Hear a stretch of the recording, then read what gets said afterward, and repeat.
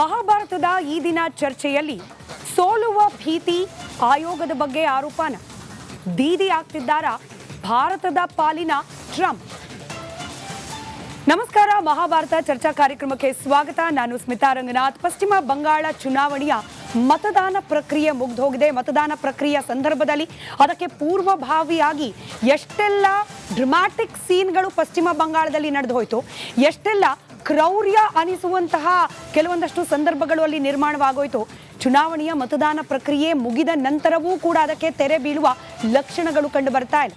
ವೀಕ್ಷಕರೇ, ನಿಮಗೆ ಗೊತ್ತಿದೆ, ಪಶ್ಚಿಮ ಬಂಗಾಳದಲ್ಲಿ ಯಾವಾಗ ಮಮತಾ ಬ್ಯಾನರ್ಜಿಯವರ ಸರ್ಕಾರ ನೇತೃತ್ವಕ್ಕೆ ಬಂತೋ ಅಂದಿನಿಂದ ಇಂದಿನವರೆಗೂ ಪಶ್ಚಿಮ ಬಂಗಾಳ ರಾಜ್ಯ ಸರ್ಕಾರ ವರ್ಸಸ್ ಕೇಂದ್ರ ಸರ್ಕಾರ, ಪಶ್ಚಿಮ ಬಂಗಾಳ ರಾಜ್ಯ ಸರ್ಕಾರ ವರ್ಸಸ್ ಕೇಂದ್ರದ ಸಂಸ್ಥೆಗಳು, ಪಶ್ಚಿಮ ಬಂಗಾಳ ಸರ್ಕಾರ ವರ್ಸಸ್ ಕೇಂದ್ರ ತನಿಖಾ ಸಂಸ್ಥೆಗಳು, ಪಶ್ಚಿಮ ಬಂಗಾಳ ಸರ್ಕಾರ ವರ್ಸಸ್ ಚುನಾವಣಾ ಆಯೋಗ, the list can go on.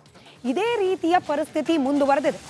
ಅಲ್ಲಿಗೆ ರಾಜ್ಯದಲ್ಲಿರ್ತಕ್ಕಂಥ ಸರ್ಕಾರಕ್ಕೂ ಕೇಂದ್ರದಲ್ಲಿ ಇರ್ತಕ್ಕಂಥ ಸರ್ಕಾರಕ್ಕೂ ಐಡಿಯಾಲಜಿಕಲ್ ಡಿಫರೆನ್ಸ್ ಇದೆ ಅಂದ ಮಾತ್ರಕ್ಕೆ can anybody go completely against a system? Mamata Banerjee versus system ಅನ್ನೋ ರೀತಿಯಲ್ಲಿ ಪರಿಸ್ಥಿತಿ ನಿರ್ಮಾಣವಾಗೋಕೆ ಸಾಧ್ಯತೆಗಳಿದೆಯಾ? ಹೀಗಾದರೆ ಅಪಾಯ ಏನು? ಹೀಗಾಗಬೇಕಾದ ಅನಿವಾರ್ಯತೆ ಏನಿದೆ?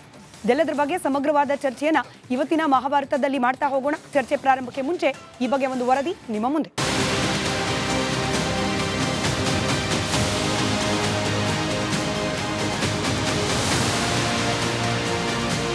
ನಮ್ಮದು ಒಕ್ಕೂಟ ಪ್ರಜಾಪ್ರಭುತ್ವ ವ್ಯವಸ್ಥೆ. ನಮ್ಮಲ್ಲಿ ಕೇಂದ್ರ ಸರ್ಕಾರ ಮತ್ತು ರಾಜ್ಯ ಸರ್ಕಾರಗಳ ನಡುವೆ ಸ್ವಾತಂತ್ರ್ಯವೂ ಇದೆ, ನವಿರಾದ ಹೊಂದಾಣಿಕೆಯೂ ಇರಬೇಕು ಅನ್ನೋ ಆಶಯ ಇದೆ. ಆದರೆ ಕೇಂದ್ರ ಮತ್ತು ರಾಜ್ಯದಲ್ಲಿ ಭಿನ್ನ ಪಕ್ಷಗಳ ಸರ್ಕಾರ ಇದ್ದಾಗ ಈ ಸಂಬಂಧ ಸಂಘರ್ಷದ ಸ್ವರೂಪ ಪಡೆಯೋದು ಇದೆ. ಸದ್ಯ ಪಶ್ಚಿಮ ಬಂಗಾಳ ರಾಜ್ಯ ಸರ್ಕಾರ ಮತ್ತು ಕೇಂದ್ರ NDA ಸರ್ಕಾರದ ನಡುವಿನ ಈ ಸಂಘರ್ಷ ತುಸು ಹೆಚ್ಚೇ ಇದೆ. ಅದರಲ್ಲೂ ಈ ಬಾರಿಯ ಪಶ್ಚಿಮ ಬಂಗಾಳ ಚುನಾವಣೆಯ ಸಂದರ್ಭದಲ್ಲಿ ಈ ಸಂಘರ್ಷ ತಾರಕಕ್ಕೇರಿದೆ. SIR ಇಂದ ED IT ದಾಳಿಯವರೆಗೂ, ಬಾಂಗ್ಲಾ ಅಕ್ರಮ ನುಸುಳುಕೋರರ ವಿಷಯದಿಂದ ದೇಶದ ಗಡಿಗೆ ಭೂಮಿ ಬಿಟ್ಕೊಡೋವರೆಗೂ, ಬಾಂಗ್ಲಾ ಅಸ್ಮಿತೆಯಿಂದ ಹಿಂದೂಗಳ ಮೇಲಿನ ಹಿಂಸಾಚಾರದವರೆಗೂ ಪ್ರತಿ ವಿಚಾರದಲ್ಲಿ ಪಶ್ಚಿಮ ಬಂಗಾಳ ಸರ್ಕಾರ ವರ್ಸಸ್ ಕೇಂದ್ರ ಸರ್ಕಾರ ಅನ್ನುವಂತೆಯೇ ಸಂಘರ್ಷಗಳು ನಡೆದಿವೆ, ನಡೀತಾ ಇವೆ.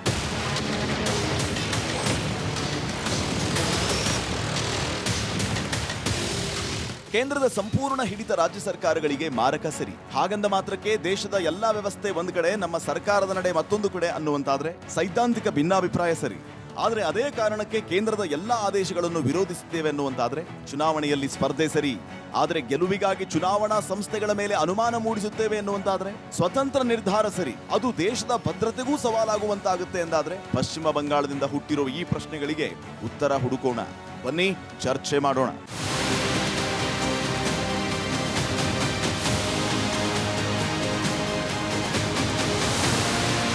ಚರ್ಚೆಯನ್ನು ಪ್ರಾರಂಭ ಮಾಡ್ತಾ ಚರ್ಚೆಯಲ್ಲಿ ಕಾಂಗ್ರೆಸ್ ವಕ್ತಾರರಾದ ಕಶ್ಯಪ್ ನಂದನ್ ಅವರಿದ್ದಾರೆ, ಬಿಜೆಪಿ ವಕ್ತಾರರಾದ HN ಚಂದ್ರಶೇಖರ್ ಅವರಿದ್ದಾರೆ, ರಾಜಕೀಯ ವಿಶ್ಲೇಷಕರಾದ ಸುದರ್ಶನ್ ಹೊಸಳ್ಳಿ ಅವರಿದ್ದಾರೆ, ಹಾಗೆ ಶಶಿಕಾಂತ್ ಯಡೇಳಿ ಅವರಿದ್ದಾರೆ, ಹಾಗೆ ರಾಜಕೀಯ ವಿಶ್ಲೇಷಕರಾದ ಮೋಹನ್ ಚಿತಾಲೆ ಸರ್ ಅವರು ಹೊರಗಿನಿಂದ ನಮ್ಮ ಜೊತೆಯಲ್ಲಿ ಕನೆಕ್ಟೆಡ್ ಇದ್ದಾರೆ. ನಮಸ್ಕಾರ, ಎಲ್ಲರಿಗೂ ಕಾರ್ಯಕ್ರಮಕ್ಕೆ ಸ್ವಾಗತ. ಪ್ರಾರಂಭಿಕವಾಗಿ ಒಂದು ಬ್ಯಾಲೆನ್ಸ್ಡ್ ಒಪಿನಿಯನ್ ಬೇಕು ಅನ್ನೋ ಕಾರಣಕ್ಕೆ ಚಿತಾಲೆ ಸರ್ ತಮ್ಮಿಂದಲೇ ಕಾರ್ಯಕ್ರಮವನ್ನು ಪ್ರಾರಂಭ ಮಾಡ್ತಾ ಇದ್ದೀನಿ. ನಾನು ಆಗಲೇ ಹೇಳಿದ ಹಾಗೆ ಐಡಿಯಾಲಜಿಕಲ್ ಡಿಫ್ರೆನ್ಸಸ್ ಇದೆ ಅನ್ನೋ ಕಾರಣಕ್ಕೆ ರಾಜ್ಯ ಸರ್ಕಾರ ವರ್ಸಸ್ ಕೇಂದ್ರ ಸರ್ಕಾರ ಒಂದು ಲೆವೆಲ್ಗೆ understandable, but Mamata Banerjee versus the entire system ಅನ್ನೋದು ಅದನ್ನು ನಾವು ಯಾವ ರೀತಿ ಗಮನಿಸಬೇಕು ಅಂತ?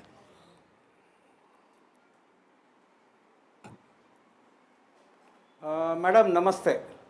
ನೋಡಿ, ಒಂದು 4 ತಿಂಗಳ ಹಿಂದೆ ತಮ್ಮ ಗಮನಕ್ಕೆ ಬಂದಿರ್ಬೋದು, BL ಸಂತೋಷ್ ಅವರು ಒಂದು ಹೇಳಿಕೆಗಳನ್ನು ಕೊಟ್ಟಿದ್ದರು. ಇದು ಭಾರತೀಯ ಅಸ್ಮಿತೆಗೆ, ಭಾರತೀಯ ದೃಢತೆಗೆ ಮತ್ತು ಭಾರತಕ್ಕೆ ಬರುವ ಶಾಂತಿಗಾಗಿ ಚುನಾವಣೆ ಇದೆ. ಇದು ನಾರ್ಮಲ್ ಸ್ಟೇಟ್ ಚುನಾವಣೆ ಎಲ್ಲೆಲ್ಲ ಆಗ್ತದೆ ಹಂಗೆ ಚುನಾವಣೆ ಇಲ್ಲ.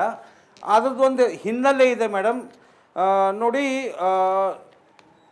ಕರ್ನಾಟಕದ ಜನತೆಗೆ ಬಂಗಾಲ್ ಅಂದರೆ ಏನು, ವೆಸ್ಟ್ ಬೆಂಗಾಲ್ ಅಂದ್ರೇನು, ಅಲ್ಲಿಯ ಪರಿಸ್ಥಿತಿ ಏನಿದೆ, ನಾನು ಸ್ವತಃ 21ರ ಚುನಾವಣೆ ಹೋಗಿದ್ದೆ, ಅದಕ್ಕಿಂತ ಮುಂಚೆ 15ರ ಚುನಾವಣೆ ಹೋಗಿದ್ದೆ. ಈಗಲೂ ಕೂಡ ನಾನು ನಾರ್ತ್ ಬೆಂಗಾಲ್ ಮತ್ತು ಸೌತ್ ಬೆಂಗಾಲನ್ನು ಹೋಗಿ ಬಂದೆ. ಅಲ್ಲಿ ಏನಾಗ್ಬಿಟ್ಟಿದೆ ಅಂತಂದರೆ ಟೋಲಾಬಾಜಿ, ಆ ನಂತರ ಸಿಂಡಿಕೇಟ್, ಆ ನಂತರ ಅಲ್ಲಿರುವ ರಿಗ್ಗಿಂಗ್, ಛಾಪಾ ವೋಟಿಂಗ್, ಈಗ ಆ ಥರ ಒಂದು ಗುಂಡಾಯಿಸಮ್ ಏನಿದೆಯಲ್ಲ, ಯಾವ ರಾಜ್ಯದಲ್ಲಿಲ್ಲ, ಯಾವುದೇ ರಾಜ್ಯದಲ್ಲಿ ಈ ಥರ ಚುನಾವಣೆ ನಡೆದಿಲ್ಲ. ಆ ಥರ ಒಂದು ದಬ್ಬಾಳಿಕೆ ಅಲ್ಲಿ ನಡೀತಾ ಇದೆ. ನೀವು ರಿಪೋರ್ಟರ್ ಆಗಿ ಅಲ್ಲಿ ನನಗೆ ತುಂಬ ದುಃಖ ಆಗ್ತದೆ. You can contact Republic Bangla channel ಮೇಲೆ ಏನಿಲ್ಲ ಅನ್ನೋ ಒಂದು 500 ಕೇಸಸ್ಗಳನ್ನ ಹಾಕಿದ್ದಾರೆ ಅಲ್ಲಿ. ಅಂದರೆ ವಾಕ್ ಸ್ವಾತಂತ್ರ್ಯನೇ ಇಲ್ಲ ಅಲ್ಲಿ. ಏನಿದ್ದಿದ್ರು ಕೂಡ ಅಲ್ಲಿರುವ ಸಿಂಡಿಕೇಟ್ ನಡೆಸಬೇಕು, ಅಭಿಷೇಕ್ ಬ್ಯಾನರ್ಜಿ ನಡೆಸಬೇಕು ಮತ್ತು ಮಮತಾ ಬ್ಯಾನರ್ಜಿ ನಡೀಬೇಕು. ಹಂಗಿದ್ದಾಗ ಈಗ ಏನಾಗ್ಬಿಟ್ಟಿದೆ ಅಂತಂದರೆ 21ರ ಚುನಾವಣೆ ನಂತರ ರಾಷ್ಟ್ರಪತಿ ಆಳ್ವಿಕೆ ಯಾಕಾಗಿಲ್ಲ ಪೋಲ್ ವೈಲೆನ್ಸ್ಗೆ ಅಂತಂದ್ರೆ ಬಂಗಾಲದ ಜನತೆಗೆ ತಯಾರು ಮಾಡಿ ಬಂಗಾಲದ ಜನತೆಯೇ ಬಂಗಾಲದ ಚುನಾವಣೆ ಆಗಬೇಕು, ಬಂಗಾಲದ ಜನತೆನ ಈ ಸರ್ಕಾರನ ಹೊರಗಡೆ ಹಾಕಬೇಕು ಅಂತ ಒಂದು ವಾತಾವರಣ ನಿರ್ಮಾಣ ಮಾಡಿ ಈಗ ಪಲ್ಟಾನೋ ದರ್ಕಾರ್ ಚಾಯ್ BJP ಸರ್ಕಾರ 26 ನಿರ್ವಾಚನ TMC ವಿಸರ್ಜನೆ ಅಂತ ಬಂಗಾಲಿಲಿ ಹೇಳ್ತಾ ಇದ್ದಾರೆ. ಸರಿ. ಪದ್ಮಫೂಲ್ ವರ್ಸೆ ಜೋಡ್ ಫೂಲ್. ಪದ್ಮಫೂಲ್ ಅಂದರೆ ಕಮಲ, ಜೋಡ್ ಫೂಲ್ ಅಂದರೆ TMCಯ 2 ಹೂವಿನ ನಾಣ್ಯ. ಅದು ಈ ಥರದ ಭಯದ ವಾತಾವರಣ ಎಷ್ಟು ದಿವಸ ಅಂತ ಬಂಗಾಲಿ ಜನರು ಸಹನೆ ಮಾಡ್ತಾರೆ. ಈ ಭಯಕ್ಕೆ ಒಂದು ಹಾದಿ ಬೇಕಂತ 94% ಪೋಲಿಂಗ್ ಆಗಿದೆ. ನಾನು ಹೇಳ್ತೇನೆ ಮೇಡಮ್, ಕೂಚ್ ಬಿಹಾರ್, ಅಲಿಪುರ್ದ್ವಾರ್, ಜಲ್ಪಾಯ್ಗುಡಿ, ಡಾರ್ಜಿಲಿಂಗ್, ಆಮೇಲೆ ಬೀರ್ಭೂಮ್ ಇಂಥ ಡಿಸ್ಟಿಕ್ಗಳಲ್ಲಿ TMCಯ ಸಪಾಟಾಗಿದೆ. TMC ಫಾಕಾ ಹೋಟ್ ಪಾಬೆ ಅಂತ ಮಾತಾಡೋಣ sir.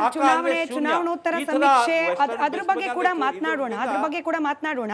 But before going there, ಯಡಳಿ ಸರ್, ಹೌದು, ನಮ್ದು ಫೆಡರಲ್ ಸಿಸ್ಟಮ್ ಆಫ್ ಡೆಮೋಕ್ರಸಿ, ಅದರಲ್ಲಿ ರಾಜ್ಯ ಸರ್ಕಾರಗಳಿಗೆ ಸ್ವಾಯತ್ತತೆ ಅನ್ನೋದು ಈ ನೆಲ ಭಾರತದ ಸಂವಿಧಾನದತ್ತವಾದ ಆಶಯ. ಅದಕ್ಕೆ ಎಲ್ಲರೂ ಕೂಡ ಮನ್ನಣೆಯನ್ನು ಕೊಡಲೇಬೇಕು, ಒಪ್ಪಲೇಬೇಕು, ಸರಿಯೇ. But state should be above everybody. State should be above the centre. State should be above the central agencies. ಇಂಥ ಮನಸ್ಥಿತಿ ಪಶ್ಚಿಮ ಬಂಗಾಳದಲ್ಲಿ ಕಾಣೋಕೆ ಸಿಗ್ತಾ ಇದೆಯಾ ಇಲ್ವಾ ಅನ್ನೋದು ನನ್ನ ಬೇಸಿಕ್ ಪ್ರಶ್ನೆ.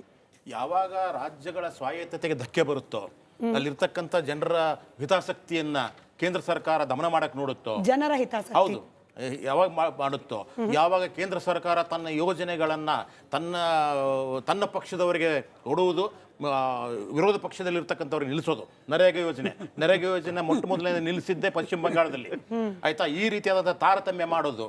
ಆಮೇಲೆ ಒಂದು ರಾಜ್ಯಕ್ಕೆ, ತನಗೆ ಬೇಕಾದ ರಾಜ್ಯಕ್ಕೆ ಹೆಚ್ಚು ಅನುದಾನ ಕೊಡುವುದು, ಬೇರೆ ರಾಜ್ಯಕ್ಕೆ ಬಹಳ ಕಡಿಮೆ ಕೊಡುವುದು, ಕೆಲವು ಕಡೆ ಕೊಡೋದೇ ಇರತಕ್ಕಂಥದ್ದು.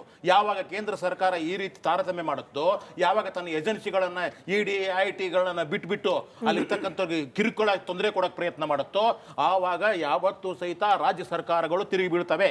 ಅದಕ್ಕೆ ದೆಹಲಿ ಅಷ್ಟೇ ಅಲ್ಲ, ಕರ್ನಾಟಕದವರು ಸಹಿತ ಅಲ್ಲಿ ಹೋಗ್ಬಿಟ್ಟು ಧರಣಿ ಮಾಡೋಕೆ ಶುರು ಮಾಡಿದ್ದು ಯಾವುದಕ್ಕೋಸ್ಕರ? ಕೇಂದ್ರ ಸರ್ಕಾರದ ದಬ್ಬಾಳಿಕೆಯಿಂದಾಗಿ. ಆದ್ದರಿಂದ ನೀವು ಫೇರ್ ಆಗಿ ಕೇಂದ್ರ ಸರ್ಕಾರ ಸರಿಯಾಗಿದ್ರೆ ಆಗ್ತಿರ್ಲಿಲ್ಲ. ಆಮೇಲೆ ಇಷ್ಟೊತ್ತು ಅವ್ರು ಹೇಳಿದ್ರು, ನಾನು ಕೇಳಿದೆ, ಆಯ್ತಾ. ಆಕಸ್ಮಿಕವಾಗಿ ಆ ಥರ ಇದ್ದಿದ್ರೆ, ಗೂಂಡಾಗರಿ ಇದ್ದಿದ್ರೆ 15 ವರ್ಷದಿಂದ 3 ಸರ್ತಿ ಒಬ್ಬರೇ CM ಆಗಿ ಸಾಧ್ಯತೆಗಳು ಇರಲಿಲ್ಲ. ಯಾವತ್ತೂ ಜನರು ಎತ್ತಿ ಬಿಸಾಕ್ಬಿಡ್ತಾ ಇದ್ರು. ಆದರೂ ಸಹಿತ ಹಿಂದ್ಗಡೆ ಇರತಕ್ಕಂಥದ್ದು ಕಮ್ಯುನಿಸ್ಟ್ ಸರ್ಕಾರ 30-40 ವರ್ಷಗಳ ಕಾಲ ಅಲ್ಲಿ ಬೇರೆ ಬಿಟ್ಟಿತ್ತು. ಅಂಥ ಕಮ್ಯುನಿಸ್ಟ್ ಸರ್ಕಾರದ ವಿರುದ್ಧವಾಗಿ ಒಂದೇ ಮಹಿಳೆ ಗಟ್ಟಿಯಾಗಿ ನಿಂತ್ಕೊಂಡು ಒಂದು TMC ಅಂತ ಒಂದು ಹೊಸ ಪಕ್ಷವನ್ನು ಸ್ಥಾಪನೆ ಮಾಡಿ ಅಲ್ಲಿ ಒಂದು ಸದೃಢವಾದ ಸರ್ಕಾರವನ್ನು ತೆಗೆದುಕೊಂಡು ಬಂದಿದ್ದಾರೆ. ಬೇರೆ